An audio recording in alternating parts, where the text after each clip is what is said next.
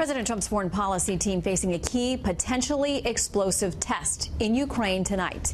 Ukraine is warning it will soon send more Navy ships through the Kerch Strait in defiance of what it says is a Russian blockade of the key waterway to the Black Sea. The Kerch Strait was where the Russian Navy seized 24 Ukrainian sailors last month, sparking an international crisis. Now, as of now, the Russians are still holding those sailors. Ukraine has been amping up its military response for days now with missile tests and sending troops to the border, also declaring martial law. Russia says it's all just politicking by our next guest. We're joined now by Ukraine's President Petro Poroshenko from the presidential building in Kiev. Mr. President, welcome. Thank you very much indeed, Shannon. So let's start there. Russia says that this is political in nature. In fact, the lower house of their parliament, the State Duma, this is the report on them. It says that they approved a statement Tuesday accusing the Ukrainian president of a reckless and cynical attempt to change the situation in his favor and a desire to cling to power at any cost at the threat of a full-scale war, obviously referencing the upcoming election in March. Your response, sir? I think Russia behavior is absolutely the same since aggression against my country in the year 2014.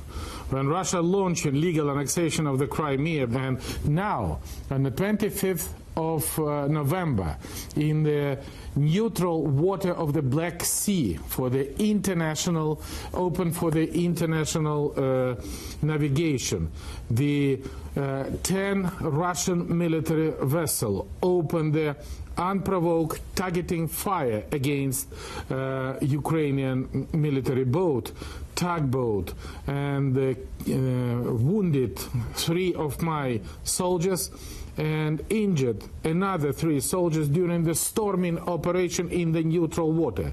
Mr. Putin, this is the act of aggression. Mr. Putin, this is the war. And this is not a joke and not an incident and not a crisis. Because your regular forces under the Russian flag attack in the international water Ukrainian military vessel. And you have written a piece in the New York Times where you talk about the fact that it is time for the West, for democratic countries, as you outline all of the recent actions by President Putin, that it's time to stand together and stand up to him, because without that, the aggression will continue, will get worse. There are the Baltic states that could be in the same situation that you had with Crimea, and there are European and U.S. interests as well. The U.S. took a step earlier this year under President Trump to provide Javelin missiles and launchers that you all desperately wanted and needed. The U.S. and NATO have denounced these recent actions by Mr. Putin. What more specifically would you like to see? What do you need from these other countries? The reaction of the world was quite strong. But this is the statement. This is the words. And for the Putin action, it's absolutely not necessary for us to act. And for example, first thing, we should have a NATO presence in the Black Sea, not allowed to move or to occupy Black Sea and Azov Sea region by Russian forces, which is happening now.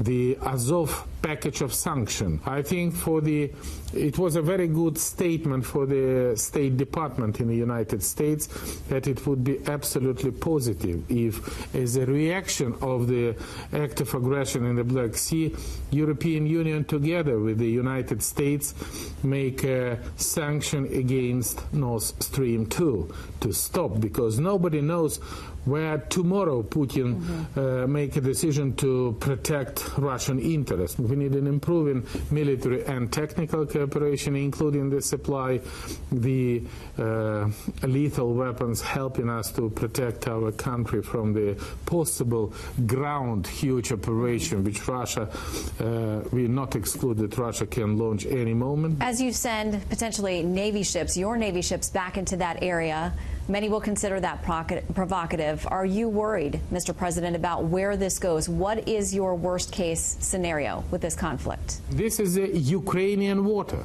Both Ukrainian and Russian water, both Kerch Strait and Azov Sea, and our military vessel, under the law and under the international agreement, do not need to ask any permission or any other form of approval from the Russian Federation, especially when Russia illegally occupied the Crimea. Russia is blocking the freedom of navigation in the Ukrainian territorial water, and now the United States, because we should have a reaction. With that situation, Russian vessel should be blocked for entering to the European or American ports. And we are ready to open the coordination what type of action should be undertaken immediately. Mr. President, we thank you for your time. The world is watching, and we will continue to follow the story, sir. Thank you very much. Thank you for support, Shannon. Happy to be with you. Thanks a lot.